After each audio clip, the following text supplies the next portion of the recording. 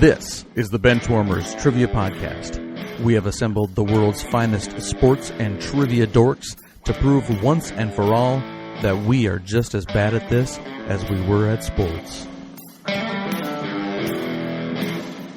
Hello, everyone, and welcome to the Benchwarmers Trivia Podcast, sports trivia for those of us who rode the pine.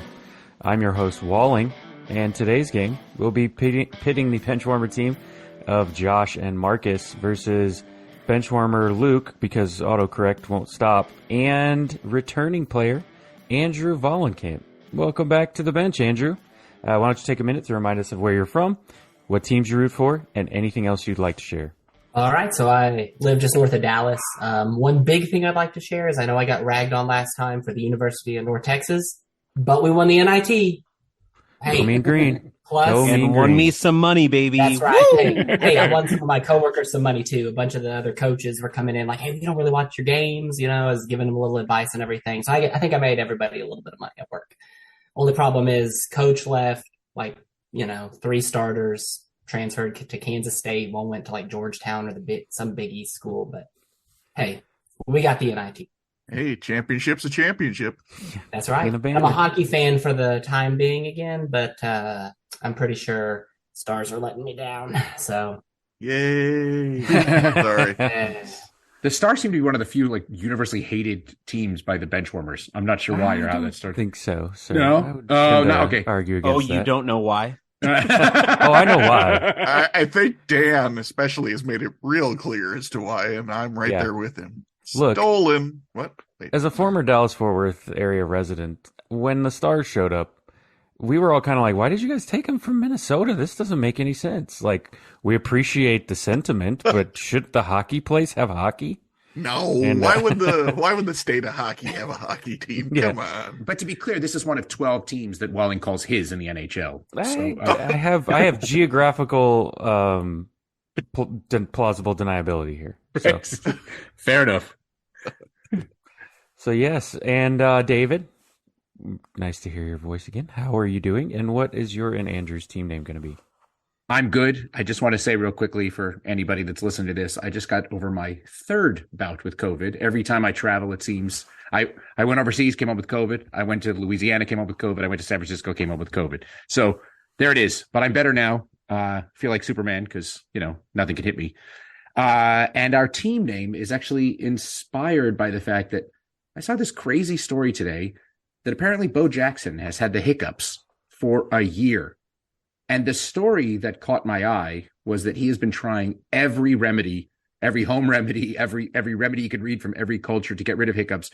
Today's a remedy that I was reading about was that Bo Jackson tried to sniff a porcupine's behind tush in order to shake the hiccups. I'm not sure where the heck that came from, but when I saw that, I was like, all right, that's it. So tonight, our team name for myself and Andrew will be Bo Jackson's Hiccups. Right. Let's go on the bench and come up with your best hiccup remedy so we can get him over to Bo and make sure he's tried them out. All right, Josh and Marcus, how are you guys doing? What's your team name going to be? Let me go. I'll go. I'm doing all right. Baseball season is officially creeping up as the only thing to watch here soon, and I'm getting scared because the Mariners aren't very good. So we broke a 21-year drought, and then we're just back to being mediocre in every facet of baseball. So, and the Kraken got eliminated. So, you know, just slowly descending into sports hell. But other than that, oh man, so great. And Mr. Josh? Yeah. Hey, I'm doing all right. So David, does that mean you're up to COVID 57 right now? Oh, I forgot what was it? At one point, somebody said I got COVID 76 at the Innsbruck Olympics. Isn't that how this all started? Yes, I don't know what number I'm up to, but yes, something like that. I just wasn't sure if we just multiplied the number of times you've had it by 19 or right, exactly. Got it. Now 1919. I've See, there we go. Yes. I know you're slow. You only went to Brown. Things have been good. The weather is finally really beautiful up here, and I got nothing else other than that right now. So our team name, little inspired. Well, this is fully inspired by Marcus for the most part, but I have my connections as well. So he's sporting a real awesome Purple Rain t-shirt, and obviously Prince being from Minnesota and hashtag never enough Minnesota. And then, well, obviously Marcus is a big fan of those Seattle Supersonics, and I was a big fan of Sean Kemp as well. So we are going to be Purple Rain Man. But Marcus, my question is, how many babies do you think Sean Kemp made while listening to Prince music? I think the number is somewhere between like 6 and 9, probably. Oh, wow! I queued that up better than I know. I know. You lobbed it up there, and much like Sean Kemp, with no protection, I threw that down. The irony is, we were just talking before we started recording about softball, and Josh just threw the juiciest softball ever. That's awesome. Yeah. All right. Well, with that, we have Bo Jackson's Hiccups versus Purple Rain Man. Men or man? Did we just say? Okay, Purple Rain Man. Let's kick it over to Dan for the rules.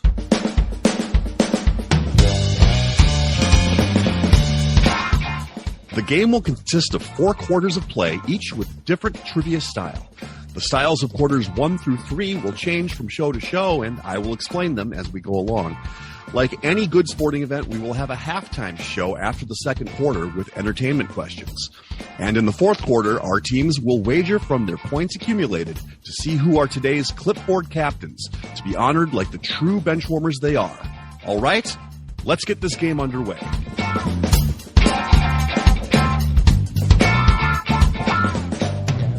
All right. Well, before we get started today, I would like to hat tip my good friend and listener, Mr. Matt Frere.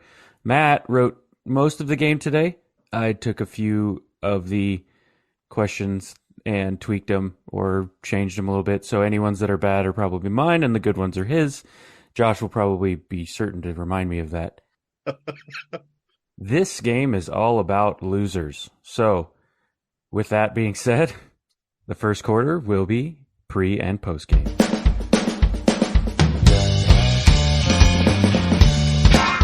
Pre and post game. For this quarter, there will be 4 before and after style questions.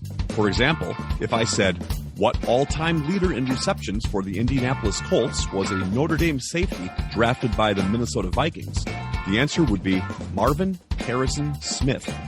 Each question is worth 25 points. All right. Question number 1 in pre and post game.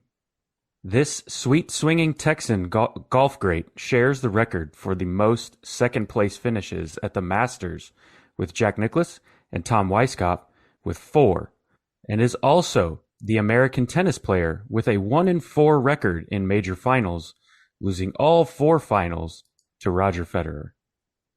Glad we're starting with my 2 wheelhouses. I couldn't decide whether to leave this towards the end or just get it out of the way, but yeesh. That works. Does it? I think it does. Do you really? I mean, it. I don't know if it's right, but it works. Do you want to check it in? Or do you have other information? I do not. Yeah. No, I'm good with that. Let's go with that. Okay. Oh, no.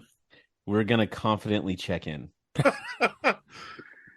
Emphatic check-in from Purple Rain Man. So, Bo Jackson's Hiccups, you guys can talk it out. So, I'm pretty sure the first half is Ben Hogan, because I remember hearing something about him being the sweet swing or something like that. I know he's from Texas and that whole deal.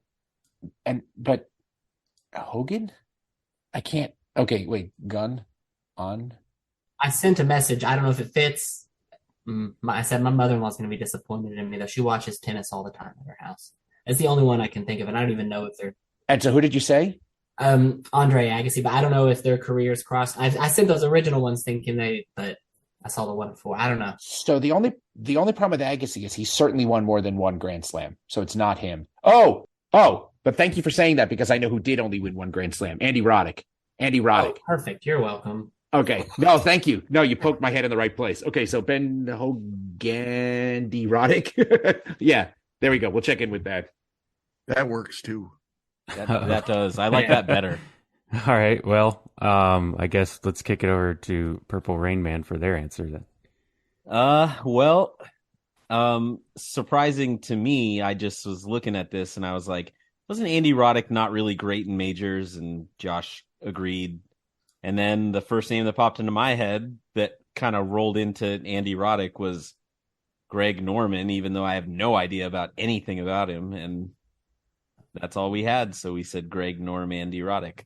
Well, I will say this. It sounds a heck of a lot better than ours. But Greg Norman is from Australia, isn't he? Yeah. I don't know. Yeah. No, you're fine. You're fine. It's just, yeah. Well, one team is receiving points. Yeah, he is. And the correct answer is indeed Ben Hogandy Roddick. Mm. Yes. Greg Norman is from Australia. Yeah. He is an Australian loser. I missed that first part. I'm pulling an Eric Eid. Already. Never go full E. Yeah. You try to avoid that. It's not generally good for your success rate. But yeah, Andy Roddick lost 3 Wimbledon finals and a U.S. Open final to Roger Federer, his only win coming in the 2003 U.S. Open. Although I don't know if I would have come around to Ben Hogan. No, that's very far down on my list. Although I have to imagine Greg Norman is probably close. He's certain. I probably could have tweaked it to just say, something about blowing awful leads in majors. He's from Sydney, Texas, I think. Yes, all those Texan kangaroos that we have running around on there. Everyone knows that. All right, on to question number 2. This 21-year MLB veteran is the current active leader for the most times grounding into double plays and is also the Hall of Fame former MVP pitcher with 3 World Series titles and the second most blown saves in MLB history behind Goose Gossage. We will check in. All right, Bo Jackson Hiccup says check in. Purple Rain Man, talk it out. Well, when I first saw the first part and I thought, okay, active players, 21 years, the first name and maybe the only name that came to mind was Miguel Cabrera, because that's a long time and there aren't many guys who play for that and who are currently still playing. So we think it has to be him. And Marcus sent over pretty quickly. He's like, Raleigh Fingers? That kind of works with Cabrera. And instead of just immediately going in with it, we decided to analyze a little more. And as I thought more, I was like, wait, there aren't that many closers in the Hall of Fame. And then one that would have won 3 World Series. So we decided that, yes, that quick answer is the answer we think it is. So we are checking in with Miguel Cabrera Raleigh Fingers. And Bo Jackson's Hiccups? Yeah, we're checking in with the same and had all the same, almost identical conversation. The one piece of color that I will add is that I think he won the MVP in 81, which was the strike shortened year. So it's tainted in my mind. But other than that, I'm okay with it. Well, David here to throw shade on Ian's career accomplishments, but who are we to say? Both teams receiving points. The correct answer was Miguel Cabrera Raleigh Fingers. Number 2 on the active list for most GIDPs is former Rangers, Twins, Mariners great Nelson Cruz. And then it's like, I can't remember. Evan Longoria's on there. Paul Goldschmidt's on there. Like some slow-footed dudes. If I had done this last year, the answer would have been Pujols and Molina as like the most active. So, and then Raleigh Fingers has a cool mustache. That's all my flavor text for him. I don't think he needs much more flavor text than that. I mean, his last name's Fingers. Like, that's crazy. Also, David, are you discrediting Mark Mosley's MVP? Is that what I mean? The only kicker to win MVP. Are you, is that what you're saying? That should have an asterisk? Mark Mosley was also a straight-on kicker, right? If I remember right, which just made it just makes it even look dumber when they're showing MVP highlights. If you go back and look at that, it looks so stupid. I can't imagine why anyone would have ever thought that was a good idea. That's how they did it for the first I know, but if you think about decades of the league. But if you run up and kick a ball, when was the last time you would kick a ball like that? It just doesn't seem natural. Go punch it? Absolutely, 100%. To kick it straight? Yeah, absolutely. Oh, I wouldn't have. Seems odd. All right. On to question number 3. After spending 11 seasons in the NFL as a wide receiver for the Chiefs, Lions, and 49ers, he transitioned to the world of MMA and lost his 2007 debut in 38 seconds to Bernard Aka, and is also the ex-NFLer who finished dead last in the 2018 Corrales Punta Cana Resort and Club Championship and spent a day as an honorary member of the Dallas Mavericks. I don't know if it makes a huge difference, but throw the word golf in front or after the word club. Oh, that helps at least. I was about to ask what that was, but Sorry. Okay. Yeah. All right. We're going to check in. All right. Bo Jackson's Hiccups has checked in. So Purple Rain Man, talk it out for a few more seconds. When you started reading it and you said the teams, I was like, oh, that sounds like Johnny Morton. And then we were stuck on Dorsett for a while, but that doesn't really make sense, especially with 2018. And then we remembered that there's this other Tony that played for the Cowboys that is a golfer and he's pretty good. And then we started thinking, Josh was mainly like 2018 seems like it would lean more towards Tony Romo, and then that would make more sense. And maybe this is a PGA event, and that's why he finished dead last. So we're checking in with Johnny Moore, Tony Romo. And Bo Jackson's Hiccups. Okay, so we went the opposite way, and I was fairly confident that it was Tony Romo, just being from the Dallas area. I remember seeing him in like a Mavs jersey. There was a whole thing. And then we started trying to tie what names we could get with Tony. We threw out Morton, and then I threw out a bunch of incorrect first names before David pulled the name Johnny Morton, who he said was a first-round draft pick from USC. If that's correct, we're good. So Johnny Moore, Tony Romo is what we said. Both teams will be receiving their points. The correct answer was Johnny Moore, Tony Romo. Johnny Morton famously went on the Jay Leno show and made Jay Leno kiss a donkey after the Lions broke their 12-game losing streak in 2001, and then went and got beat in 38 seconds in his MMA debut, and then tested positive for steroids. So real bang-up start to his MMA career. Also bang-up end to his MMA career. He had no other fights. And Tony Romo was an awful golfer and was a publicity stunt at the end of 2016-2017 season when the Mavericks named him an honorary player, and Mark Cuban tried to get Adam Silver to let him play in the game. And it's one of the dumbest things that the Dallas Mavericks have ever done, because Mark Cuban is a stupid owner and I hate him. All right. Question number 4 in pre and post game. This 1999 draft bust was the first selection made after the Cleveland Browns franchise was restarted, who is also the first of the infamous 3 straight wide receiver picks by the Lions that played just 14 games in his NFL career. We can check in, Josh. Cool. I'm good with that. Okay. Very well. Very quickly, Purple Rain Man has checked in, so Bo Jackson's Hiccups, you can talk it out. Well, the 1999 draft bust was the first selection made after... Wait, wasn't that Tim Couch? Because in 1999, the Browns came back on the scene because they had just moved to Baltimore. Yeah, I know they drafted him. Is Tim Couch considered a draft bust? I mean, he did play for a while. It's not like he's Tony Mandarich or anything. Or DeMarcus Russell. Maybe that's a better example. So now the first one of the infamous 3 straight wide receiver picks by the Lions that played just 14 games in his NFL career. Tim Coucho-Cinco. Wait, no, he played a lot more than 14 games and wasn't drafted by the Lions. Oh, you know. Semantics. These must be typos in the question. Don't worry. It'll take him about 3 minutes, but David will get there. Okay, I'll get away. No, don't say that. I'm just speaking the truth. Yeah. Like, you're not going to sit there and then Eric will be like, we got 1 minute. And we'll be like, oh, well, I don't know. I'm just going to throw this out there and you're going to get it. And that's going to be fine. Marcus writing the playlet for the remainder of this question. I got the script. You know, the NBA scripted and the NFL scripted. This is scripted. Yeah, we know this script very well. I don't know NFL drafts like you guys know NFL drafts. No, that's not the part is when it's like you really don't have a connection, but then somehow you get there. Ouch. I mean, ouch. Oh, you're not saying ouch to what we're saying to you. No. I'm trying to. No.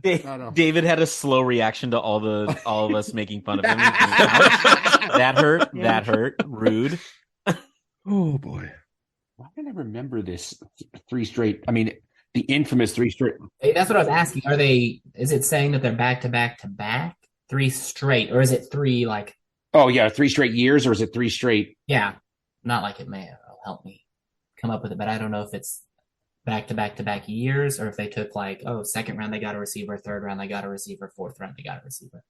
Straight receivers. So okay, so let's work it this way. Charles, I mean, I'm trying to think of what would come from Couch if Couch is the front end. It's definitely Tim Couch. I'm sure of that. It has to be. I mean, Charles Rogers, but he certainly played more than played just 14. Wait a minute. The first of the infamous 3 straight wide receiver picks by the Lions that played just 14 games in his career. So Charles Rogers must have played more than that. I'm almost positive he played. I mean, he was not great, but he must have played more than 14 games. I need an answer here, gentlemen. All right. I honestly can't think of anything better. Let's just do it. So Okay. Go ahead. Tim Couch, Charles Rogers is what we will check in with. All right. And quickly checking in with Purple Rain Man. So I'll steal your flavor text. Matt Millen decided to draft receivers in 3 consecutive years in the first round. The last one he drafted was Roy Williams out of Texas. The one before that, or no, I have that around. I think Mike Williams was the last one. Doesn't matter. It went Mike Williams and or Roy Williams, and the first one from Michigan State. Yeah, who definitely played only 14 games. Oh, I have no idea. It's Charles Rogers. So yes, we've also checked in with Tim Cow Charles Rogers. All right. Both teams will be receiving points, and yes, Marcus did steal a little bit of my flavor text, but he played 5 games in 2003 and 9 games in 2005. He technically shows up as like having a game played in 2004, but he didn't actually have any time on the field in that game. So, I mean, you're splitting hairs, 14, 15, whatever. It's still Charles Rogers. The correct answer was Tim Cow Charles Rogers. It would have worked better with Carlos Rogers. I refrained and would not have accepted that as an answer because it is not different name. There's not a 1-to-1 correlation. No bonus points will be awarded for that answer. Well, David is sticking to the script here. He is, Marcus. Really well written script this last question, Marcus. Yeah. All right. At the end of the first quarter, we have scores of Bo Jackson's Hiccups with 100 and Purple Rain Man with 75. We wanted to let you know that we are on Patreon if you'd be interested in supporting us financially. Your contributions will be used to help us cover the costs that it takes to bring you the high-quality sports trivia you have come to expect from us. There's also some great perks that come with the Patreon membership to the Benchwarmers Trivia Podcast, including bonus episodes and Benchwarmers swag. You can find us at patreon.com/benchwarmerstp. Thanks. Today's second quarter will be Flop, Turn, and River.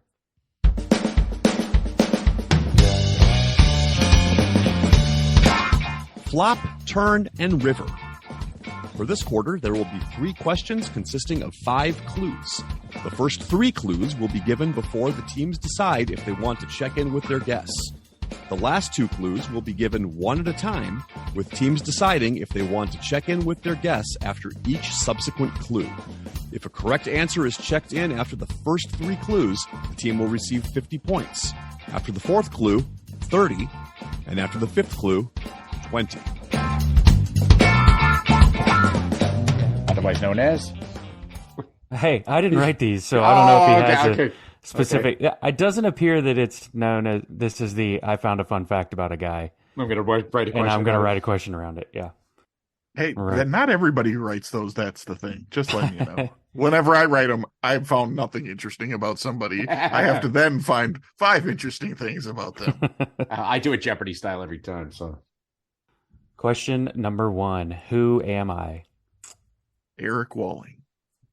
Correct answer. Game over. Thank you, gentlemen. Have a good evening. the elder. You unlocked the key. This game is about me. Wow, this game is easy. Yeah. That's all you had to do. It says right here in the script Josh says Eric Walling and the game's over. All right. All right. Clue number 1.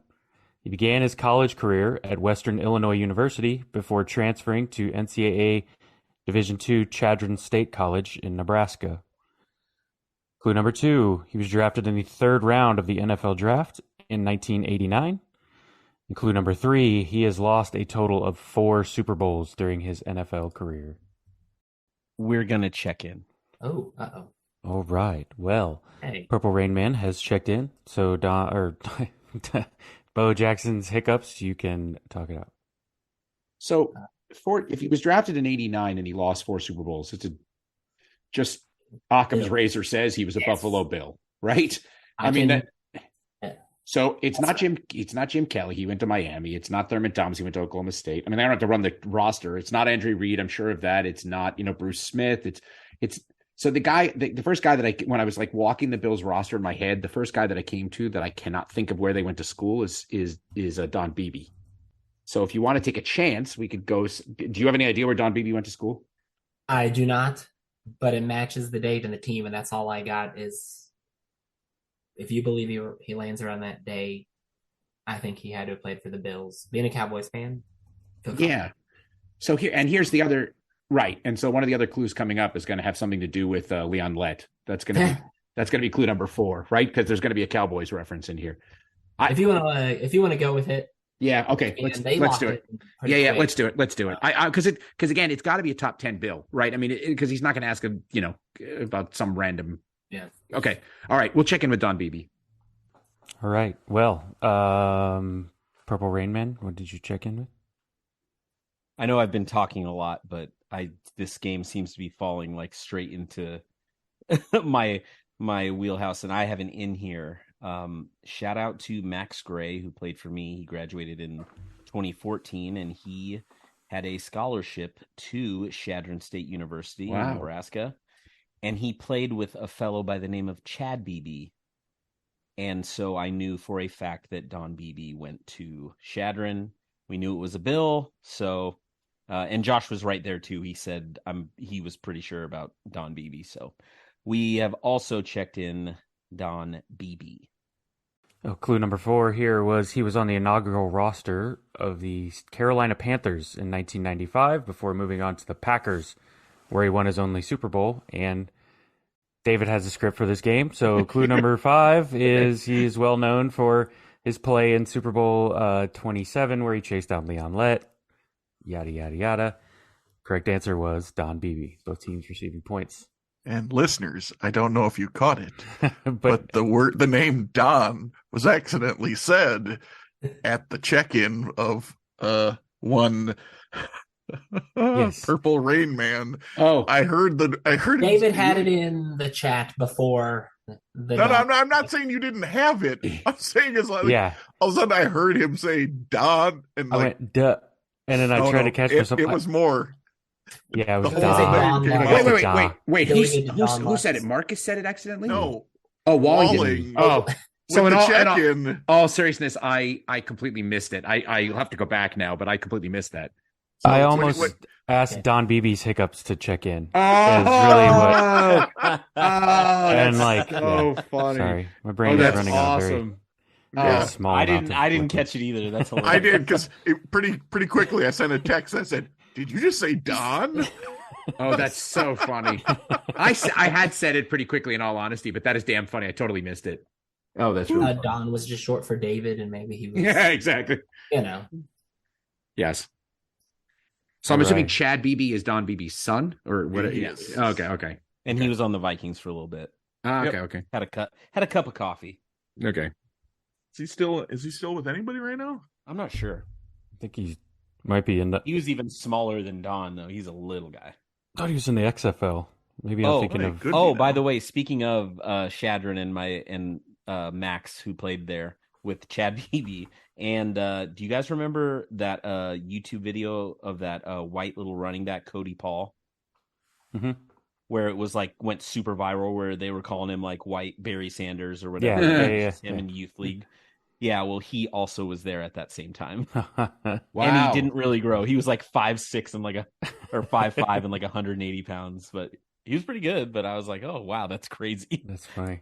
You went to college and played football with like one of the first YouTubes like sensations. All right. Question number 2, who am I?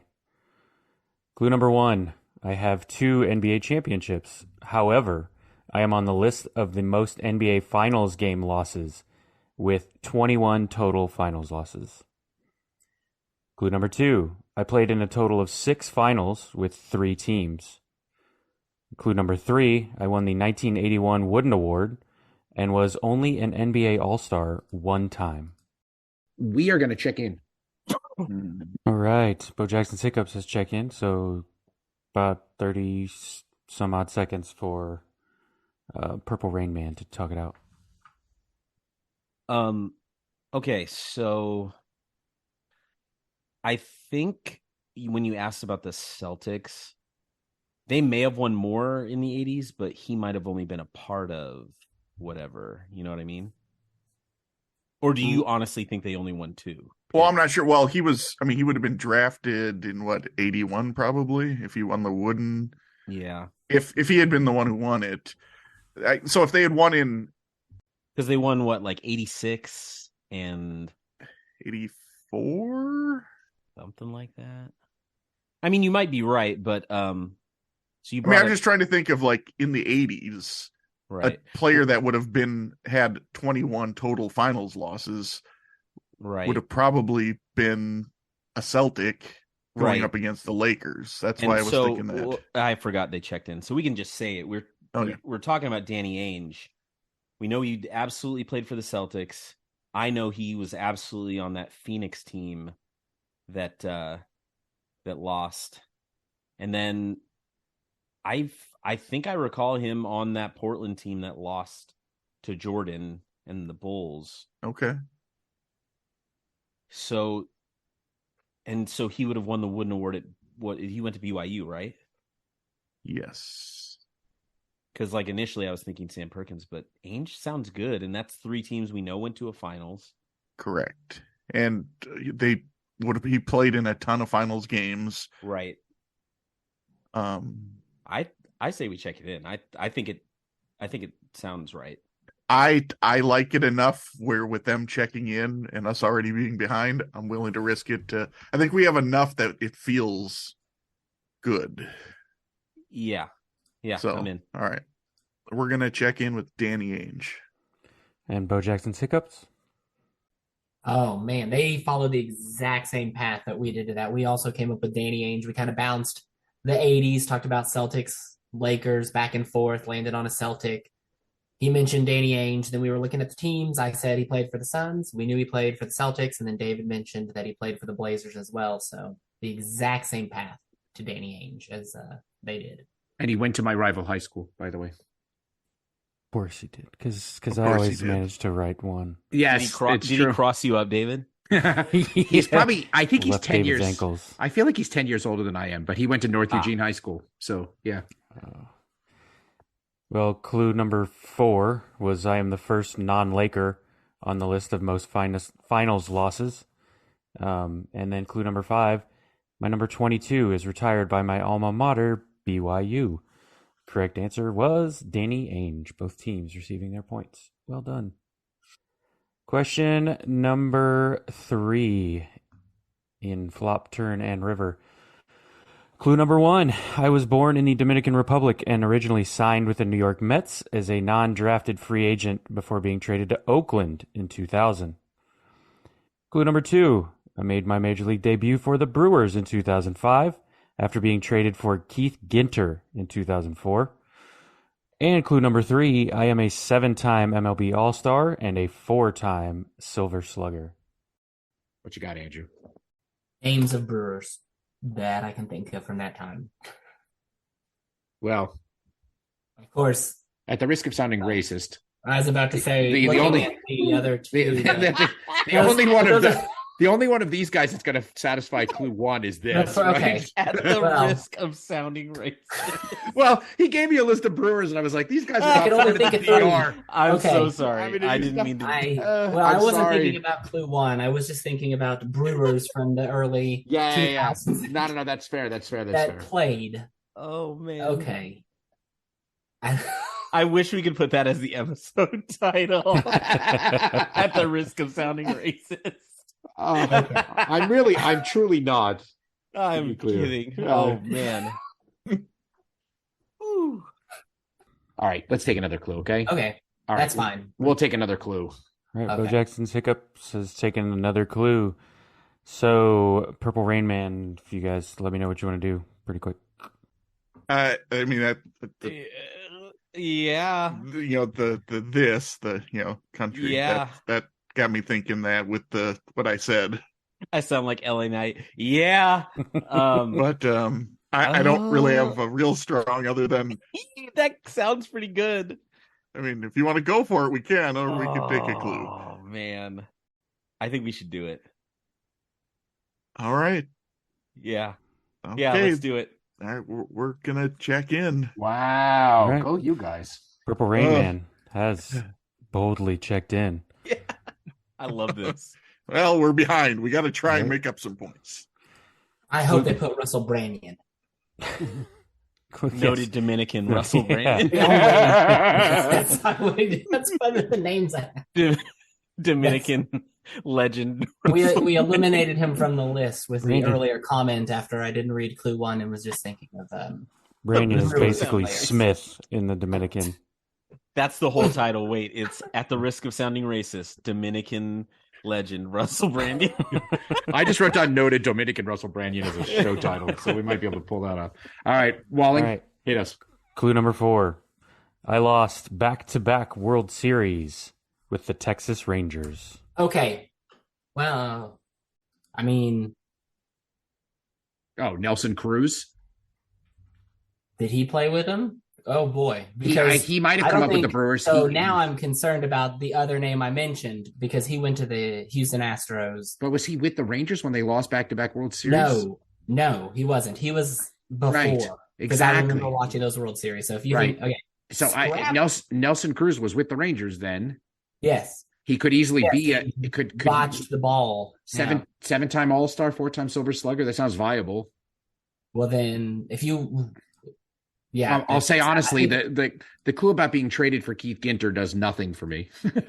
Yeah, So, but I Carlos think Lee only played for the Rangers for like maybe 2 seasons, and then I remember he went to the Astros. So we can eliminate Carlos Lee. yeah, We know it's not Russell Branyan or Josh Jenkins, so we eliminated those earlier. I think That name sounds Nelson Cruz. Yeah, we'll check in Nelson Cruz. All right. And let's hear what the Purple Rain Man had checked in with. So the first name that Marcus sent over was Carlos Lee, and I was sitting there thinking, it's like he couldn't have 7 All-Stars, could he? And I just think that's too many for Carlos Lee. So then we were just kind of sitting here thinking, and then I sent a message to Marcus. I said, there'll probably be a Rangers connection because there've been a whole lot of Dallas-y stuff going on. So then I was like, Cruz? I'm like, he's from the DR. And can I say this? One thing when you said it, Eric and I, not that long ago, Eric sent me a video of one of the game modes on MVP Baseball 2005. And I was like, oh my God, I'm fairly certain Nelson Cruz is on the Brewers in that game. Like as a young, like no attributes, like not even like good at all. But like I was like, I think he was in that game, and so that gave me even more confidence. That's why I was like, all right, let's do it. So we checked in with Seattle Mariner legend and Minnesota Twin legend Nelson Cruz. Clue number 5 is a personal attack on me, so I'm not going to read it. But something about a fly ball, misplayed fly ball. Correct answer was Nelson Cruz. Both teams are Nicely receiving their done. points. Well Yeah, done. so Nelson Cruz was widely considered as what they called a 4A player, like not good enough, too good for AAA, not good enough for the major leagues. He was like a throwaway player in the trade that sent Carlos Lee to the Rangers. So it was Carlos Lee and Nelson Cruz for Lance Nix, Kevin Mench, who wore shoes that were one size too small. And his head was huge. He's massive head. Yeah, And old Francisco Cordero and a minor league pitcher. And then, he hit the famous Grand Slam in the CS. And, he was a Texas Rangers legend before he wasn't. Ooh. Aw, he stole it. You took it away from him. Oh, well, maybe he took it away from himself. Sure. Well done, both teams. So, after the second quarter, we have tightened up a little bit. Bo Jackson's Hiccups with 230, but nipping at the Hiccup heels is Purple Rain Man with 225. That brings us to halftime.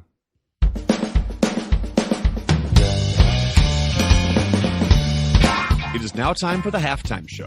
There will be 3 entertainment questions pertaining to sports, with each question worth 25 points.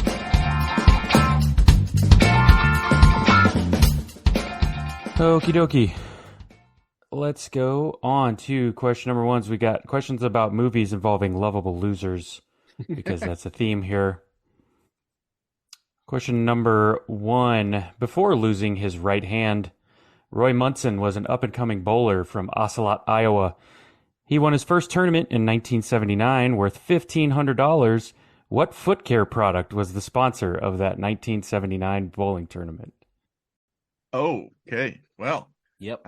give me a second. I got to try and think if I know this or I trust come up you. with some actual name. Yeah. Oh, yeah. Yeah. We're going to check in. All right. Purple Rain Man has checked in. So, Bo Jackson's Hiccups, talk it out. Or don't. Whatever. You guys just do your own thing. I don't know. Sorry, we talking? I'm sorry, I missed that. I've been thinking. We don't really know an answer. I put a No. I think it might be odor eaters. I really do. Let's go with that because I said Pedialite. No, the Pedialite isn't a. No, I know, but Okay. like head means foot, and then you could be light on your feet. Well, that's true, but it also means children. Okay, And- Pedialite, the foot care product. That's getting written down. Hang on. That's when you want to be light on your feet. Pedialite. for when I you see. want Oh, to when you want to be light on your feet. Oh, that's Yeah. nice. Okay, All right, all right. not bad. know. I like iPad it, but has- I'm pretty sure odor eaters is a better answer. Okay. Yeah. Well, I agree. But Yeah. yes. Yeah. To be fair, biped has 2 feet. Tripod is 3 feet, so it's a foot thing. You know, light on your feet. I don't know. Yeah, let's go with yours because. Okay. All right. We'll It check in. sounds- We'll check in with odor eaters. All right. And Purple Rain Man, what did you have?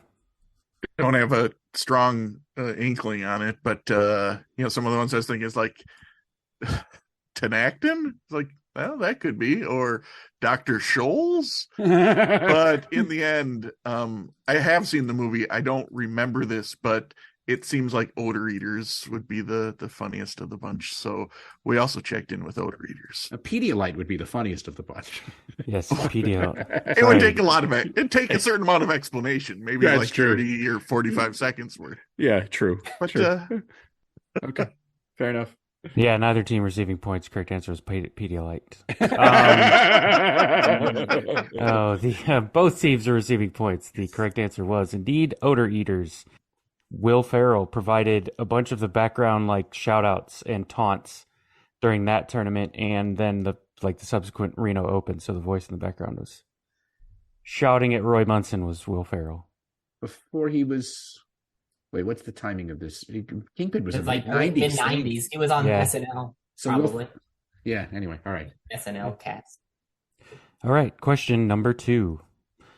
In the movie Tin Cup, lovable loser Roy McAvoy got the shanks leading up to the U.S. Open.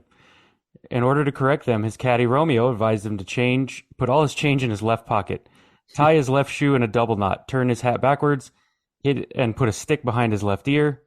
Roy replies, "I look like a fool," and Romeo responds, What do you think you look like shooting chili peppers over what two-time U.S. Open winning PGA golfer's ass? Now we have to. All right. Oh, we'll check in. All right. I'm excited about whatever Purple Rain Man has come up with. Bo Jackson's hiccups, you guys can talk it out.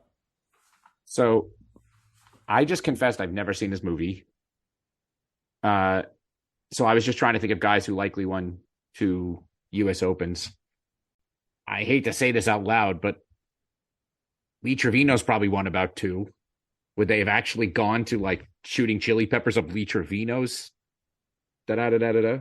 Behind, or you pick of the 2. Well, the only reason I say that is because Lee Trevino's Mexican. If they were going to go for the all-out Curtis racist Strange. angle. Man, David is Trevino. very racy episode. I know. Okay, the other guy, David. the other guy I know in that era is that won 2 is Curtis Strange.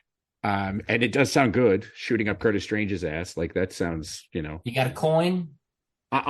You flip something. I don't have anything. I don't. How about this? I have a box. Okay. Here we go. This will be strange. Yeah, I got it. Perfect. Flip it. It landed on the backside.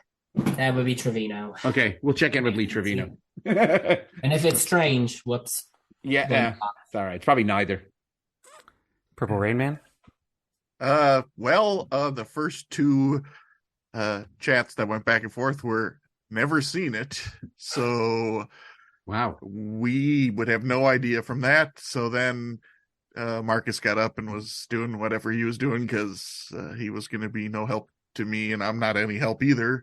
But then I was like, wait, I think Lee Trevino maybe won 2 U.S. Opens.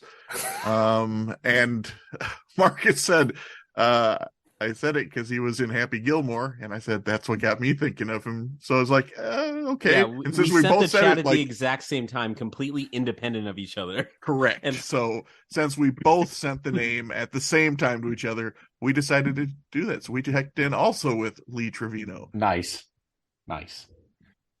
So I will say that this is a pretty famous line from the movie, but it obviously is the wrong audience for this question.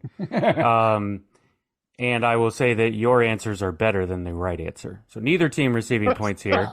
But the correct answer is that he turns at him and looks at him, and after he says, "You look ridiculous," he says, "What do you think you look like shooting chili peppers up Lee Jansen's ass?" And so the correct answer is Lee Jansen. Lee Jansen was late 90s, wasn't he? I thought. No, wait. I looked at this list not that long ago because I was writing questions. I thought Lee Jansen was later than that. Never mind. Forget it. We had the first name right. That's okay. Yeah, that's right. That's Yeah. right. Half point. Yeah, He won the 1993 and 1998 U.S. Opens. Oh, what year was Tin Cup, the movie? Tin Cup would have been late 90s. Yeah, it was the late 90s. So Are you sure? Okay. I'm with you, David. In my head, it's like 87 or something. No, it We definitely put was early late 90s. 90s. We put early 90s. All right. But it doesn't matter what it was, other than I was just, by the way, wouldn't have been able to tell you that Lee Jansen won 2 U.S. Opens. I Only barely 'cause I looked at remember the that list. that's a name. Yeah. Only because I learned looked that at the Lee Jansen list was a recently, and I stand by the fact that Lee Trevino's a better answer. So I like that. Lee Tin Cup 1996.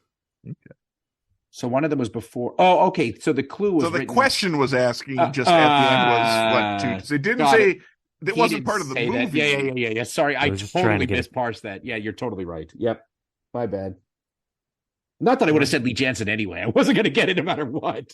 No Are way. you sure? Are you sure, David? I'm positive. I still stand by Lee Trevino. So Question number 3. We all know the eventual fate of the Jamaican bobsled team in Cool Runnings, but which Olympic event does DeReese fail to qualify for after he is tripped by his future teammates Junior and Yul Brenner? let's just not overthink it. Let's check that in. Okay, is that all right? Okay, yeah, I think it's that. Okay. because- Yeah. Yeah. Why? Tell me again. Oh, no, I just think it's that because I remember seeing the movie and we had the same thought. We put the same answer within about But 5 seconds of each other. Yeah. 5 or 10 seconds. All right.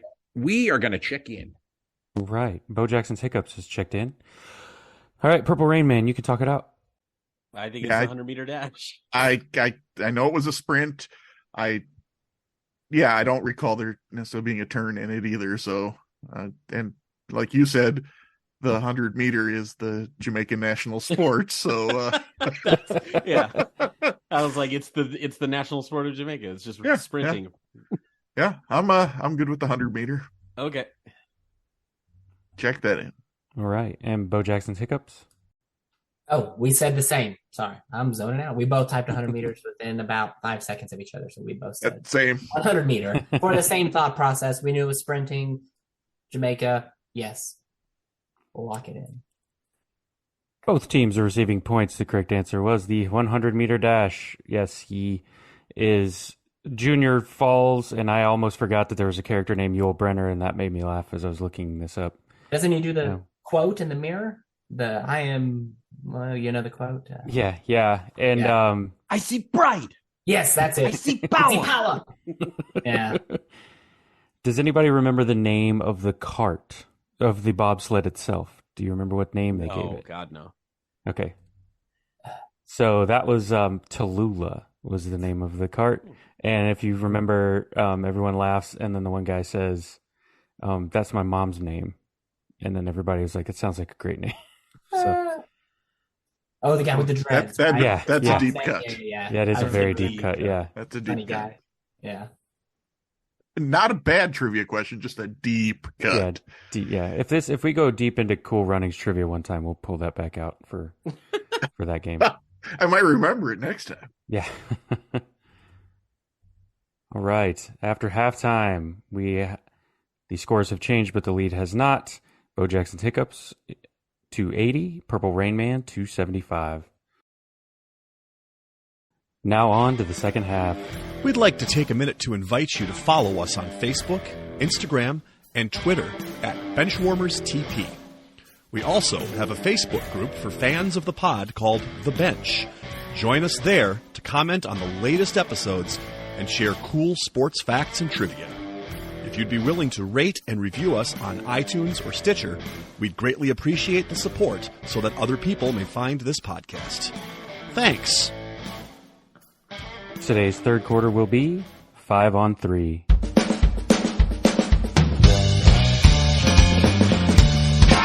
Five on 3. For this quarter, there will be 3 categorized lists containing 5 items, where each item is worth 10 points. The teams will attempt to guess as many items as they can. However, if a team has an incorrect guess, they will receive 0 points for that list. All right, list number 1. Tony Gwynn had 1 3-strikeout game in his entire career, but these days, the MLB averages 11 every Sunday. All that in mind, let's name the top 5 all-time strikeout leaders for hitters. Very important distinction. Yes. Yeah. So hitters that were pitching and then No. Babe Ruth. Shohei Ohtani. There we got 2. Babe Ruth. There we go. Colby Clemens. Yes. We're gonna check in. Oh shit. Ooh. With how many? With the number that we came up with. Yeah. With enough. Purple Rain Man has checked in, so Bo Jackson's hiccups, you can talk it out. Threw out some names like Bonds, Sosa, Rodriguez, Tomey, Dunn, McGuire, Cabrera, because he was mentioned earlier, and he played 21 years, you'd think. Playing. Still playing. Yeah, he's still playing. So the ones that I'm absolutely rock solid certain on are Reggie is still number 1, for sure. Reggie Jackson. And I'm pretty sure Tomey is number 2. He probably got close, but I don't think he passed Reggie. So those 2 I'm sure about. I'm sure because I've written a ton of questions about Adam Dunn. Because he's been in the podcast for mentioning this. I know I love writing questions Sosa about him. Too. Yeah, he's Sosa. Yeah, so I think that's right. I think 5 might be A-Rod, I feel like, but my temptation is to just play it wee bit safe and go Reggie, Tomey, Sosa, Dunn.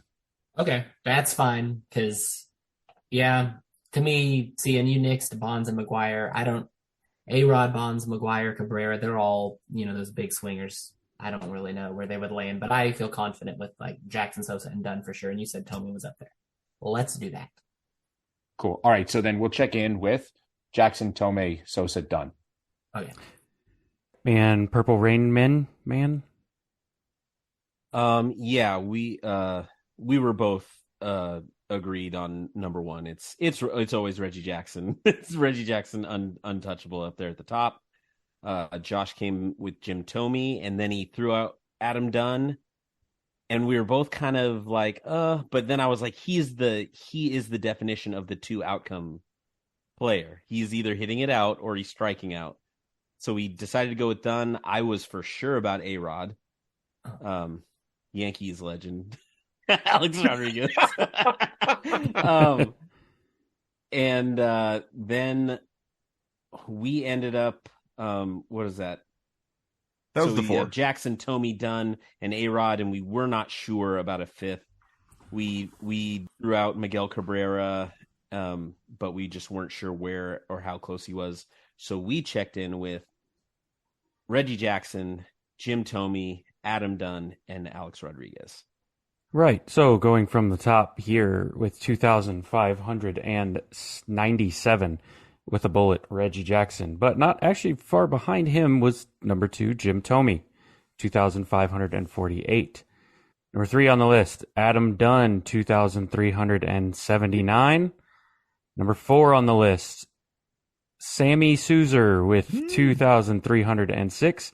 And number 5 on the list with 2,287, Yankee great Alex Rodriguez. So both teams receiving their 40 points. Miguel Cabrera was mentioned. Miguel Cabrera is the right answer if I asked you who is the active leader for the most strikeouts. Where is he? Do you know where he is on the list? He is number 6 on the list. 2,000, but he's 200 strikeouts behind A-Rod. So Okay. See, that's where what you talked about comes in, Josh. You're like, Yeah. he was so good at his peak that like he probably wasn't striking out. Like it didn't surprise me if he'd be close, but I'm like, I wouldn't feel confident, guessing him. But good thing. right. Rounding out the top 10, number 7, Andres Galarraga with 2003. Number 8, Justin Upton. That was a name that I was not prepared to see on there. I could tell you that because his strikeouts last year for the Mariners, that's basically all he did. He racked up half of them just last season. Last season. He did it in one less season than number 9 on this list, which was Jose Canseco with 1,942. And then 6 strikeouts behind that. And number 10, Willie Stargell. Oh, Pops. Yeah. Yep. He struck out a bunch. Justin Upton is shocking. That is crazy. That's a crazy one. Yeah. Hey, guys his size aren't supposed to be striking out so much. Nope. No. Nope. All right. On to list number 2. Since its inception in 1939, there have been 83 winners of the NCAA Men's Basketball Championship, which means there have been 83 losers for the NCAA Men's Basketball Championship. Name the schools, the top 5 schools with the most NCAA finals losses. Oof. Like the final game, like championship. Yes, the final game. Oh, God. Championship game losses. God. We're gonna check in.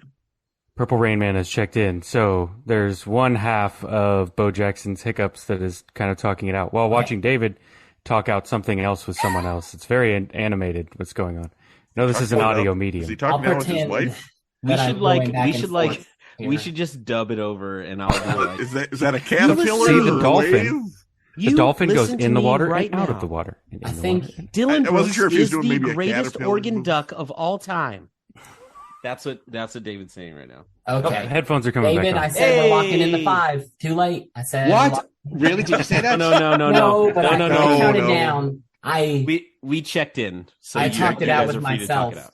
Okay, so where we were when I took off my headphones. Yeah, so we have UNC, Michigan, Duke, and Kansas.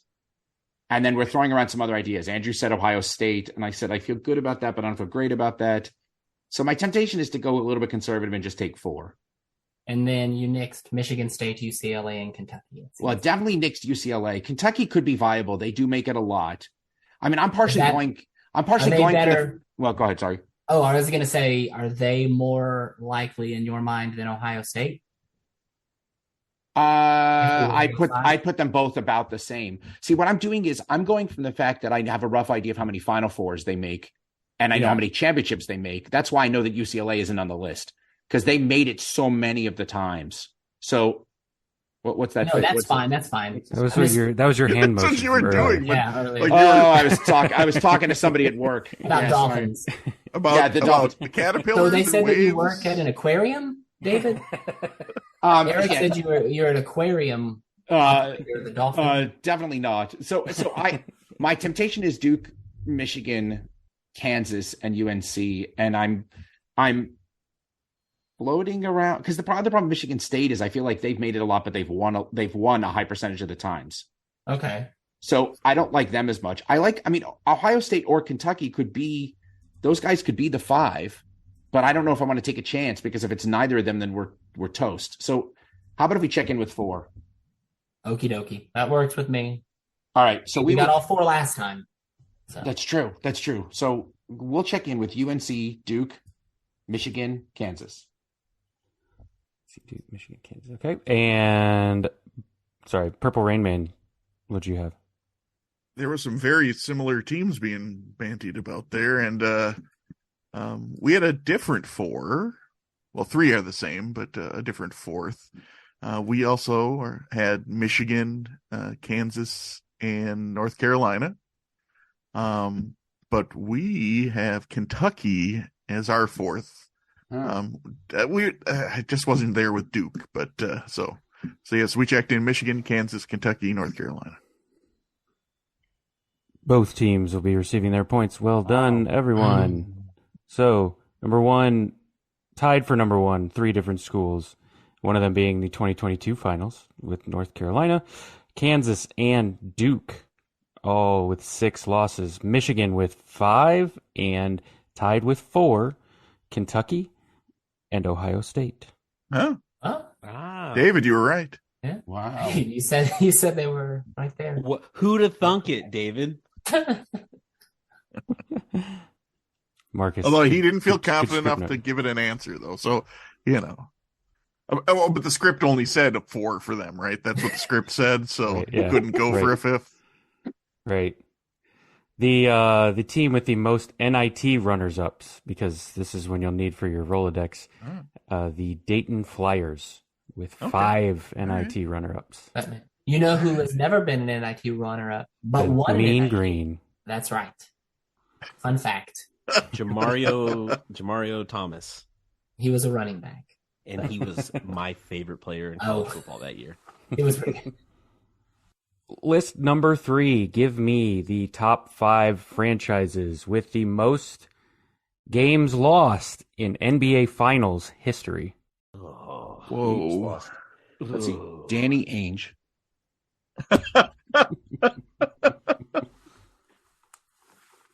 I'm beginning to like your answer. So you're talking me into it. Oh, but then that'd be... No. Let's do it. We'll check in. Which one? Oh, okay. Yeah. You go with it, David. We'll check in. Okay. Bo Jackson's Hiccups has eventually checked in. So, Purple Rain Man, talk it out for a few seconds. Okay. Well, if you want to take it? You want to go? No. You got this. All right.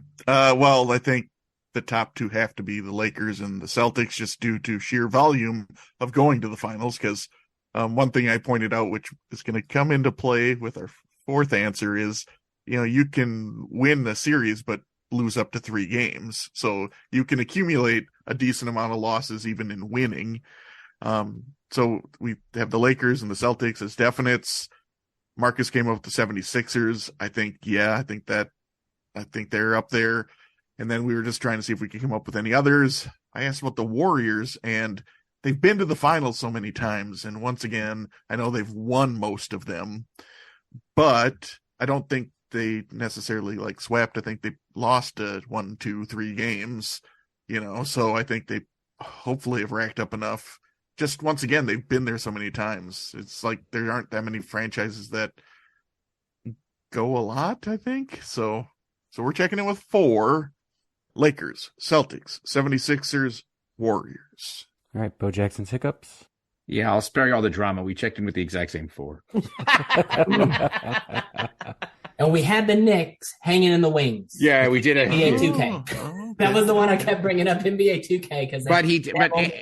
Andrew talked me into the Sixers after a while because we kept going back and forth because we didn't know how to break this down because like you want to get there a lot, but you also want to lose a lot because I mean, obviously the Lakers have won a bunch and they've lost a bunch. They're obvious. The Celtics are obvious. After that, I think it's like not obvious. And so we went Warriors and 76ers to add to that. So anyway, yeah. So there's another way to get to this list. And that's why I put it on here. I changed out one and I thought it was interesting when I looked at it. And then I looked and realized there was a way you could reason into it. Because what if I changed this and I said, name the top 5 franchises that have played the most games or appeared in the most NBA Finals. And you would have your top 5 with the most losses in NBA Finals games histories. Those are the Los Angeles Lakers with 92. The Boston Celtics with 52 losses, although they've appeared in a lot and didn't lose very much. The Philadelphia 76ers with 29 losses. The San Francisco Golden State Philadelphia Warriors with 27 and 28 losses. The New York Knickerbockers. Oh. Hey! Everybody wins. Everybody's getting points. So, fun fact, the team with the worst winning percentage in NBA Finals history is the Orlando Magic, who lost a series 4-1 and then lost a series 4-0 for a whopping 1-8 record. You can't worry about that when you never make it. Yay, Timberwolves. I don't have a team. Oh. But your old team, the actual old team, not the whatever they are. Yeah. They were better than I think both series or both because they went back to back in 78 and 79, Bullets and Sonics just rematched. And those were, I think, 6 or 7 games, both of them. I think they might have been both 7. So that would have been they were both 7. So yeah, it was 4. So it was, even there, and then they went 4-2 against the Bulls. So yeah. So the Warriors franchise is actually 3rd on the list in the most games played in the NBA Finals, but they're 5th on the list in the most losses. They won too many of their. They did win too many. Okie dokie. Well, yet again, scores have changed. The lead has not. Going at the end of the 3rd round, we have Bo Jackson's Hiccups with 400. Purple Rain Man on their heels with 395. That brings us to the 4th quarter.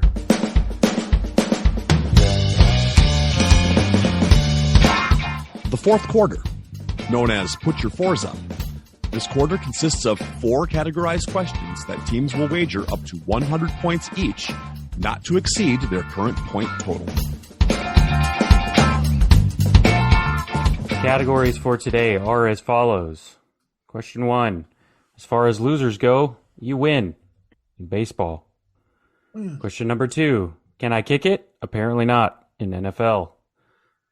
Question number 3. All the world loves a good loser in international soccer. And question number 4. Man, you are one pathetic loser in college basketball. It's now time for the teams to place their wagers. Now that the wagers are in, on to the questions. Question number 1. As far as losers go, you win. The position player that appeared in the most wins since 1954 is also 3rd on the list for most appearances in a loss. Name this 24-year Major League Baseball player who finished his playing career with a 1,972 and 1,583 record as a position player. All right. Should we do it? In David, I trust. Oh, wow. That better stop after this question because after this, well, I'm okay on college basketball, but what's going to happen in the next 2 questions. All right. We'll check in. Okay. All right. Okay. Bo Jackson Hiccups has checked in. So, Purple Rain Man, talk it out. I came in first with Ricky Henderson. 24 sounds about right for him. But, Josh, I like Omar Vizquel. 2-time Mariner legend. He had 2 different stints with the Mariners. And the fact that he said position player, I I remember when Ricky Henderson played for the Mariners, it was like either 2002 or 2003, something like that. And he was like I know he DH'd quite a bit. And Omar Vizquel, his value was he was always in the field. Yeah. Right. There was no reason for him to DH. His value was playing shortstop. And so I kind of like that better. And he definitely would have had some stretches on some not. If those are the two names that we feel the best about, I would lean Vizquel. I don't know who else. Like, I'm sure if I went back and like really tried to think hard. I mean, I'm sure. Like, I know, like Julio Franco played 20 some odd years, and like Tim Raines, but like I couldn't start. But Tim Raines, I think, probably DH'd a bunch towards the end of his career, even. And I don't know if is that even a part. Am I thinking too much about that? I don't know. Well, it does say position player, and I know that. I don't know if that. I don't know. Call quick TO. I don't know if this will change anything, but it was basically non-pitcher. Oh, okay. So it was not intended to be. It wasn't exclusive. Oh, right? okay. So. Well, that sucks. Well then. Oh God. Well then. Ugh. Well, okay. Honestly, if we're not thinking about that, then that makes me lean back towards Ricky Henderson because his value was on the base pass, so he's always in the lineup with Vizquel. I mean, you could. Yeah. I don't know. I could go either way. This is so dumb. For some reason, like I typed it to you. I don't know. For some reason, 25 season sounds. I mean, I've definitely looked up Ricky Henderson for questions and stuff, but maybe it was only 24. But I don't know. I don't have a good feeling. It feels like we're gonna pick the wrong thing.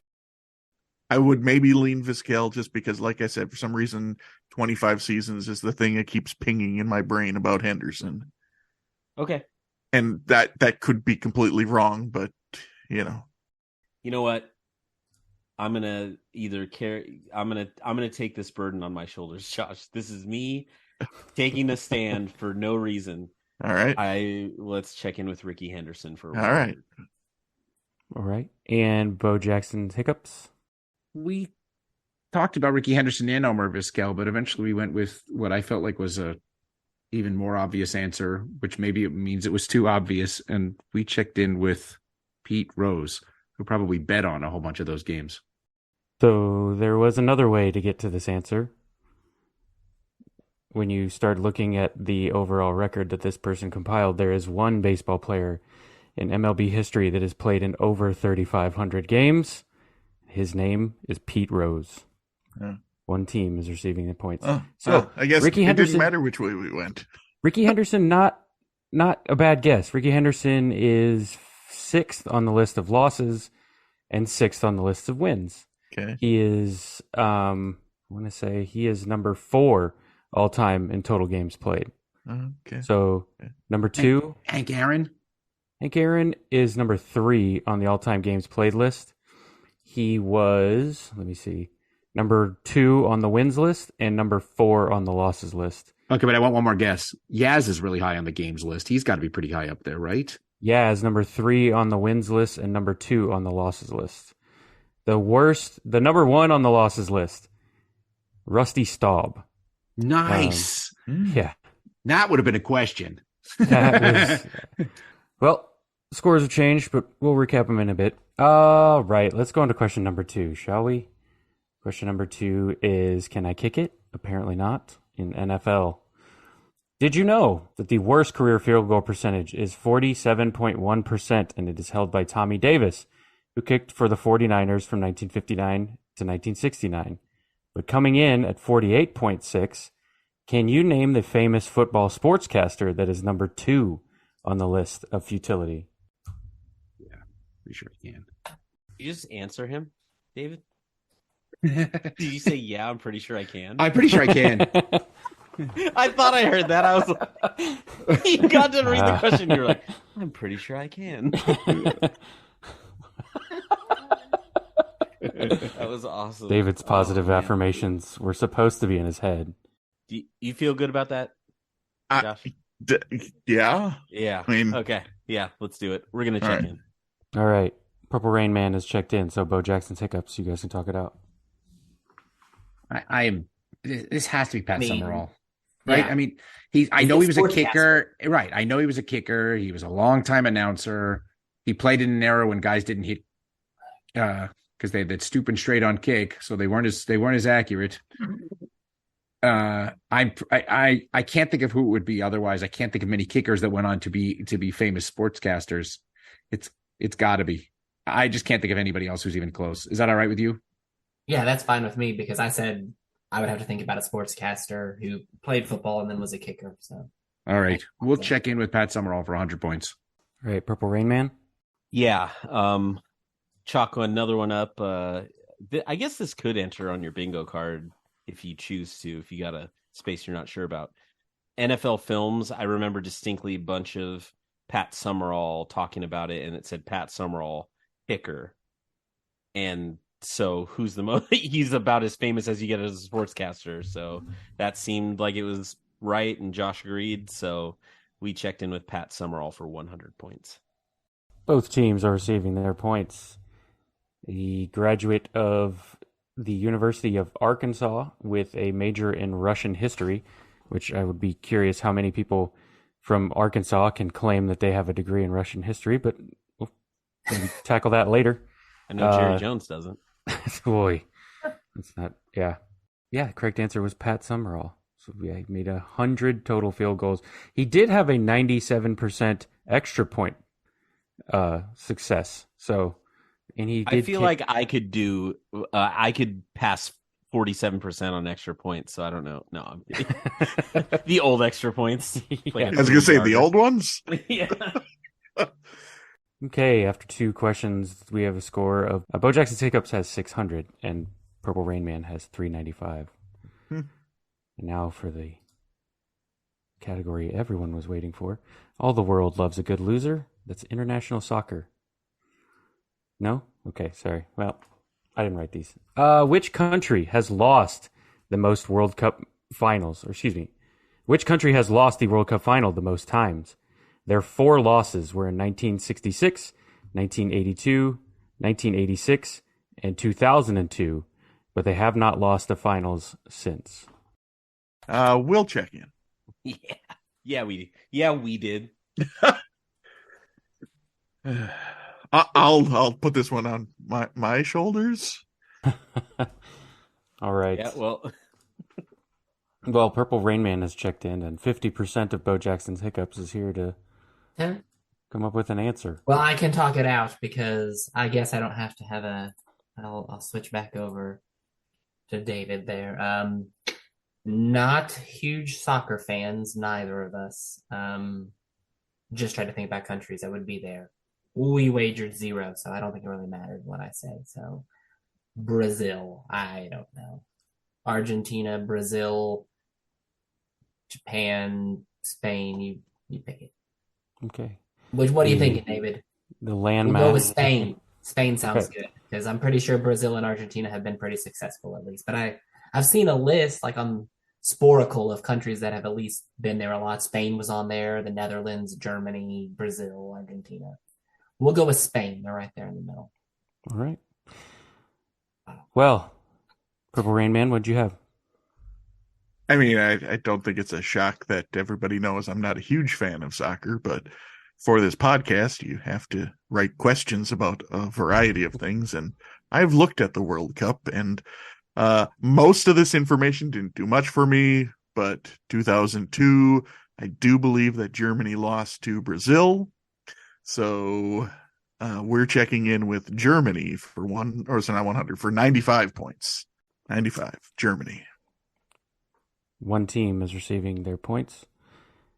They have won 4 times and lost 4 times, specifically 2002 when they lost, as you said, to Brazil. The correct answer is Germany/West Germany with 4 losses in World Cup final history.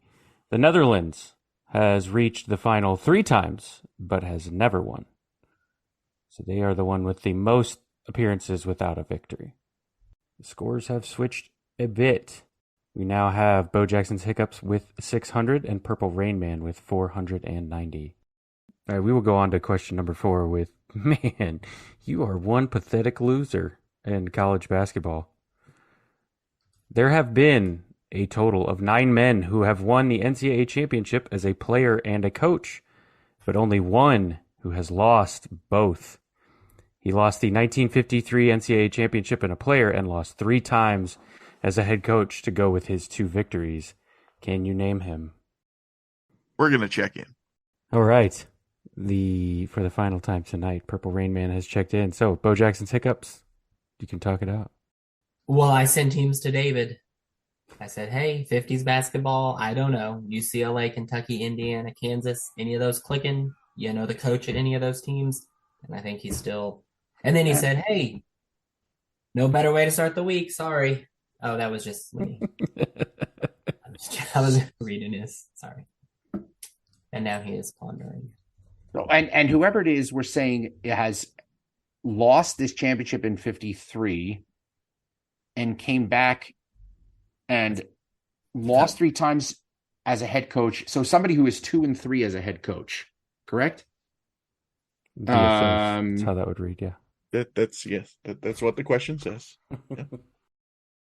How many times was Dean Smith in the finals? Because he won 2, for sure. And he lost in 81, he lost in 77. Did he play? So he was on a Kansas team that lost. Okay, and that's one of the teams I sent. I said, I don't know 50s. I said UCLA, Kentucky, Indiana, Kansas. Anybody from those teams that you thought might have played that would have been a coach would fit it. Well, he played for Kansas and then obviously coached at North Carolina. But there's no way he's going to ask a Dean Smith question when he knows that I'm on. Of course, who wrote this question? I didn't write this game. Okay. So that gives us more possibility here. So how many times? I'm just trying to remember Dean Smith's record in the finals. I know he won exactly 2. Did he lose 3? I'm just trying to think you along because honestly, your guess is going to be as good as mine. I'm just trying to think you along. 1953, if he lost as a player, it checks off. If you know he won 2, it checks off. 2 out of the 3 things check off. He was a player and a coach. That's more than I have. Are we talking about Chekhov's championships? Is that what we're doing here? I'm sorry. My brain is so fried at this point. We can go with that if you want. If you're tired and you need a break and you think that's the answer and you want to. All right, let's do it. Dean Smith for 100 points. I'm riding David here. So. Oh yeah. No. I mean, what? Well, last time, Mason, we swung and missed. I'm hoping David will lead me to victory. All right. And Purple Rain Man, what did you have? That took David longer than I thought it would to get to that because the only reason I have this is because I wrote a Flop Turn in River about this person not that long ago. And so I do believe he's actually one of the 9 who have a 1-1 because he won in 1952 as part of the Kansas Jayhawks team. So, yeah, we also checked in with Dean Smith for 100 points.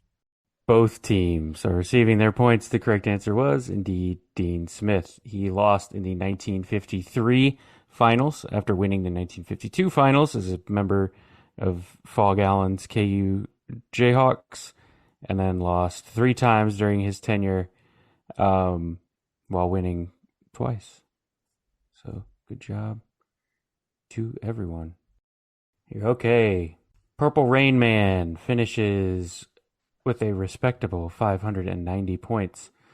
But our clipboard captains of the game who are receiving the coveted North Texas great Steve Ramsey Award with 700 is Bo Jackson's Hiccups. Yay. Ooh. Quarterback. Oh, man. Sorry. How did you know? How did you know? I don't know. All right. Andrew, thank you very much for coming on tonight. Anything you want to say before we call it a night? No, I thanks to David. I think we bounced some ideas off of each other there, but he really helped carry the team, especially at the end. And now I'm 1-1, so I'm hoping if I can come back, I'll get to 2-1. I don't care who I partner with, although I feel bad that we lost it with Mason there at the end. So, but thank you, David. 1-0 with David. That's what counts, right? Thanks, Andrew. It was fun. Yeah. It was a good time. Yeah. I enjoyed it. Don't let it go to his head. And a special thank you to Mr. Matt Ferrer for providing these questions for the night, even though I think it was a subtle dig at me by making me read a game about losers. Thank All right. you, Matt. Love you, Subtle? Matt. I'm not sure that was so subtle. Maybe a not so subtle dig. All right. Well, Andrew, thank you for joining us tonight. And on behalf of David, Josh, Marcus, and myself, we'd like to say thanks for listening to the Benchwarmers Trivia Podcast. And until next time, we'll keep the bench warm. That ball hit high and deep. Stretch. Get on back there. They look up. You can put it on the board. Yes. Into deep left center for Mitchell. And we'll see you tomorrow night. That great music you're listening to is by Justin Nozick. Thanks to him for producing that music for us. You've been listening to the Benchwarmers Trivia Podcast. Make sure to check us out on all of our social media. We are at Benchwarmers TP.